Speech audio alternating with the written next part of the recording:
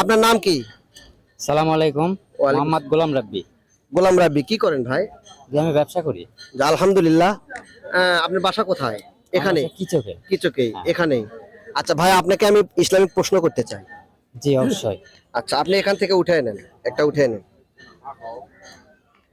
সম্মানিত দর্শক, ভাইয়ের পক্ষে, ভাইয়ের ভাগ্যে যেটা উঠেছে সেই প্রশ্নই ভাই উত্তর দিবেন। দিতে পারলে ভাইয়ের জন্য পুরস্কার থাকবে।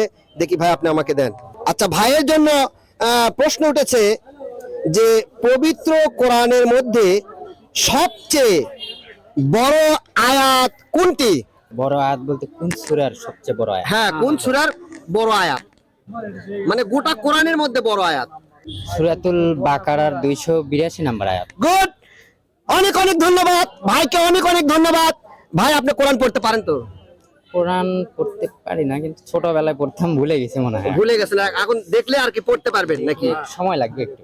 আচ্ছা, যে ভাই এটা মনে রেখেছে, এই জন্য ভাইকে অনেক অনেক ধন্যবাদ যে ভাই এত একটা কঠিন একটা প্রশ্নের উত্তর দিয়েছেন। সম্মানিত দর্শক, আপনাদের জানার জন্য, আমাদের শেখার জন্য আমরা জেনে নেই যে পবিত্র কোরআনের মধ্যে সবচেয়ে বড় যে আয়াত, সে আয়াতটা হলো সূরাতুল বাকারার 282 নাম্বার আয়াত।